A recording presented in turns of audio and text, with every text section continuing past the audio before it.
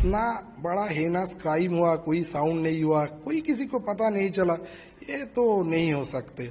Undergarments और lower वाली कोई उनके अंडरवेयर नहीं थे, वो ऐसे हालत में तो कोई सुसाइड नहीं कर सकते। आप एक काम कीजिए, उनके घर वाले को फोन कीजिए और आधार कार्ड लेके आइए, मेरे इमरजेंसी में लेके आइए। इमरजेंसी में एक टिकट करना पड़ेगा, उसके बाद आधार कार्ड के हम लोग डेथ सर्टिफिकेट इशू करेंगे। तो एक क्राइम सीन हुआ, जब क्राइम सीन कॉर्डन ऑफ कर दिए गए, वो तो कोलकाता पुलिस के अंडर है अभी, तो अभी उधर इस लोग कैसे जाएंगे? देखिए, मेरा ड्यूटी था वो 8 PM से अगले दिन 8 AM तक। उस टाइम में कुछ भी नहीं हुआ, हम लोग को किसी को कुछ पता नहीं था, क्योंकि इमरजेंसी में बहुत सारा पेशेंट था, हम लोग उसमें बिजी थे। और 8 AM के बाद मैंने मेरे जो हैंड ओवर आया डॉक्टर पॉली समद्दर मैडम, उसको हैंड ओवर देके हम लोग कॉलिग चाय पी के मैंने 9 AM तक उधर थे। 9 AM के बाद हम घर चला गया। घर जाने के बाद 11:45 को करके अप्रॉक्स टाइम एक ग्रुप मैसेज आया, एक रात में एक इंसिडेंट हुआ, एक लड़की को मौत हो चुका है। तो तभी मैंने मैडम को कॉल किया और इधर उधर कॉल घुमाया, तो मेरे को जो पता चला, तो पता चलने के बाद मेरा पता चला जो वो चेस डिपार्टमेंट जो हुआ, एक लड़की को मौत हुआ और शायद मर्डर है और रेप भी हो सकते। तो अभी क्या हुआ, मैडम जो मेरे को बोला था, मैडम बोला था जो उसको चेस डिपार्टमेंट का जो HOD है डॉक्टर अरुणाभ दत्त चौधरी, उन्होंने मैडम को आके वो 10 AM के बाद बोला था, देखिए मेरा डिपार्टमेंट का एक PGT का डेथ हो चुका है, आप मेरे साथ चलिए और ये डेथ कंफर्म किया और इसके बाद क्या फॉर्मेलिटी हुआ वो दिखाएंगे, करिए। तो देखिए, कोई भी पेशेंट एडमिट नहीं है, वो तो ऑन ड्यूटी पे थे, सो वो एडमिट नहीं थे, तो इसलिए उसका जो डेथ कंफर्म करने का जो आदेश है, जो स्टैंडर्ड ऑपरेटिंग प्रोसीडियर है, वो इमरजेंसी मेडिकल ऑफिसर के पास है।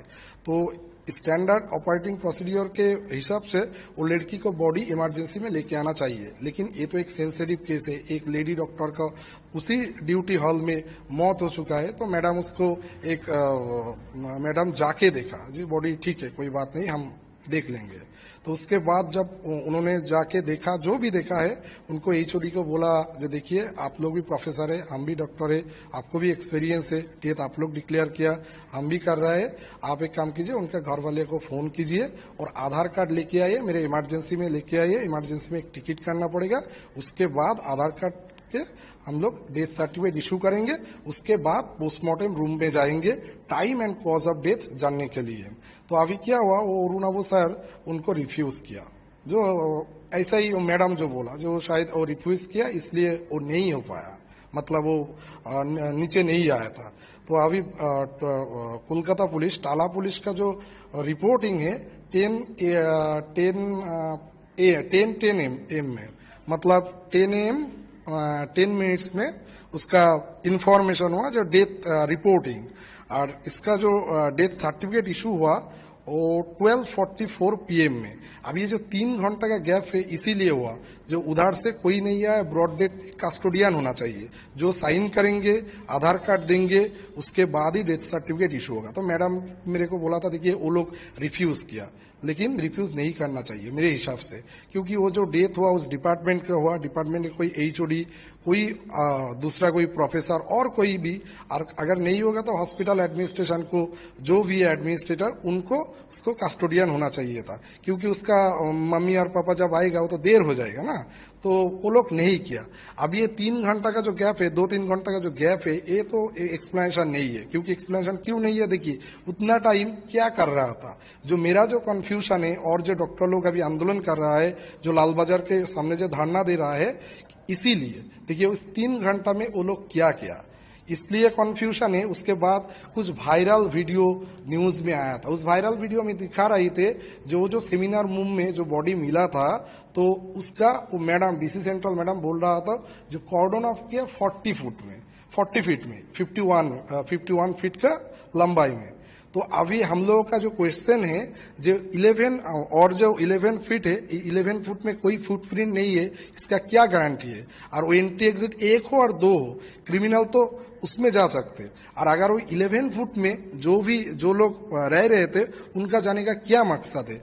उनमें दिखाई दे रहा है बहुत सारा डॉक्टर है, जो भी फॉरेंसिक का है, एक एडवोकेट है, एक data entry operator of national medical college, जो प्रिंसिपल का, एक्स प्रिंसिपल का PA थे, क्यों? उसका क्या काम था? Data entry. वो नेशनल मेडिकल कॉलेज में पोस्टेड, इधर बोल रहा है वो एक प्रिंसिपल का पीए, जो भी है पीए है, तो क्राइम सीन में किया है। और उधर कोलकाता पुलिस खड़े थे, तो एक क्राइम सीन हुआ। जब क्राइम सीन कॉर्डन ऑफ कर दिए गए, वो तो कोलकाता पुलिस के अंडर है अभी, तो अभी उधर इस लोग कैसे जाएंगे? प्रिंसिपल का एक एडवोकेट है, उसका क्या काम है? उधर कोई काम नहीं है, इनका दूर दूर तक कोई रिलेशन नहीं है। और जो डॉक्टर है, कोई डॉक्टर बर्धमान मेडिकल कॉलेज का, कोई वो मालदा और आदर्श मेडिकल कॉलेज का, उसको कैसे इन्फॉर्मेशन पता चला? देखिए, मैंने ड्यूटी करके इधर गया, मेरे पास कोई इन्फॉर्मेशन नहीं आया, और जो बाहर का डॉक्टर, उनको पता चल गया और वो क्राइम सीन पहुंच चुका है। ये जो चीज है ना, ये चीज थोड़ा कंट्रोवर्शियल नहीं, पूरा का झूठा लग रहा है, इसलिए लग रहा है जो एविडेंस भी टेम्पर हुआ। और वो जो 51 फुट का 40 फीट का जो थियोरी दिखा रही है, अब कैसे बोल सकते हो क्राइम 11 फुट पे नहीं हुआ? और कोई फुटप्रिंट बाहर में भी नहीं हुआ, और प्लेस ऑफ ऑकरेंस ऐसे ही हुआ, उधर ही हुआ, ऐसा भी तो हो सकते। देखिए, कोई भी मर्डर होता है तो बॉडी मर्डर एक जगह पे होता है, डंपिंग अगले जगह पे हो सकते। तो अभी हम लोग वो कोलकाता पुलिस जाके वो 15-20 मिनट में उसको पता चल गया 40 फुट में क्राइम हो गया है। ये तो पूरा का पूरा ही एक हास्यकर चीज है, मतलब इनका कोई वैलिड ग्राउंड ही नहीं है। अच्छा, जैसे कि वो जो डॉक्टर थी वो नाइट ड्यूटी में उस दिन थी, सीनियर वही थी, तो हॉस्पिटल्स में तो ऐसा होता है ना कि जूनियर्स उनके अंडर में हो, या पेशेंट के बारे में जूनियर सीनियर्स के पास जा जाके बार बार पूछा जाता है, या फिर चेकअप के लिए, या एक्सराइजेड काफी काम होते हैं। लेकिन 3 बजे से लेकर 9 बजे तक क्या एक बार भी किसी ने डोर नॉक नहीं किया, या फिर ये जानने की कोशिश नहीं की कि ये डॉक्टर मैम है कहाँ इतनी देर? देखिए, ये भी एक कंफ्यूजन का बात है। उसी जो देखिए, एक मेडिकल कॉलेज है, प्राइमरी हेल्थ सेंटर नहीं, एक डायनामिक डिपार्टमेंट है, सभी टाइम पेशेंट का सर्विस चल रहा है। उधर उनके साथ डॉक्टर है, उधर नर्सिंग स्टाफ है, ग्रुप डी स्टाफ है, पेशेंट दोनों डिपार्टमेंट, दोनों वार्ड में पेशेंट है, और पेशेंट का जो घर वाले, कोई कोई पेशेंट के उनके साथ रहते हैं, कुछ कुछ डिपार्टमेंट के। अगर नहीं है तो ठीक है, लेकिन इतना बड़ा हेनस क्राइम हुआ, कोई साउंड नहीं हुआ, कोई किसी को पता नहीं चला, ये तो नहीं हो सकते। और एक बात देखिए, अगर 2 PM और 3 PM वो लड़की खाने के बाद सेमिनार रूम में सो गया, ठीक है, कोई बात नहीं। अगर वार्ड में पेशेंट खराब होता है तो क्या करते हैं? नर्सिंग स्टेशन में जाती है। नर्सिंग स्टेशन क्या करती है? वो जो स्टूडेंट है, मतलब वो जूनियर डॉक्टर जो थे, उनके बोलते थे। अगर उनका कोई ओपिनियन लेना चाहिए तो उसके पास ही तो जाना चाहिए। तो उस रात में कोई भी नहीं हुआ, कुछ भी नहीं हुआ। ये जो सस्पिशियस बात है, वो 2 to 3 AM टू 9 AM तक कैसे हो सकते? ये पूरा का पूरा बात ही मेरे को लग रहा है जो इसके कोई कंट्रोवर्सी तो जरूर है। किसी को ना कुछ तो पता होना चाहिए। ऐसे नहीं हो सकते जो किसी को कोई पता ही नहीं है।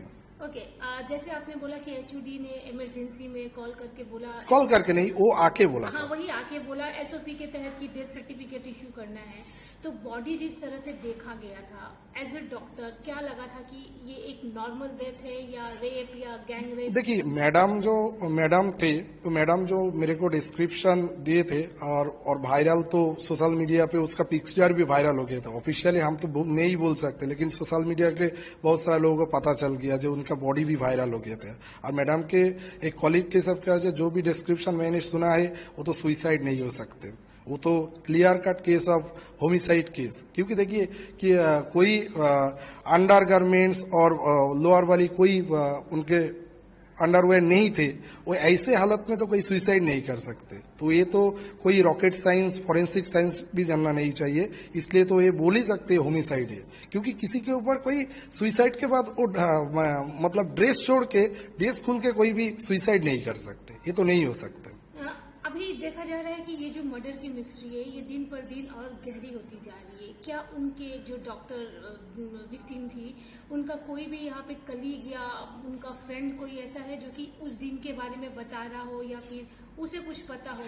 देखिए, कोई भी कहीं पे भी कोई घटना हुआ ना, उसका घटना का उनका आसपास लोगों का कुछ पता चलता। लेकिन इधर क्या हुआ, इस क्राइम के बाद 1 महीना ऑलमोस्ट हो गया, 1 महीने नहीं, 1 महीने से थोड़ा सा कम है। आज तक मैंने सुना नहीं जो किसी से कोई पॉजिटिव रिस्पॉन्स इधर उधर सुना नहीं। अभी ये लोग जा रहा है, जो भी विटनेस है और जो भी स्टेक होल्डर है वो सीबीआई ऑफिस में जा रहा था, कोलकाता पुलिस में जा रहा था, वो लोग क्या बोल रहा है हम तो नहीं बोल सकते, लेकिन हम लोग किसी के पास कुछ भी सुना नहीं। जो वो एक ही बात शायद वो बोल रहा है जो कुछ देखा नहीं। यही कॉन्ट्रोवर्सियल है, कैसे हो सकता।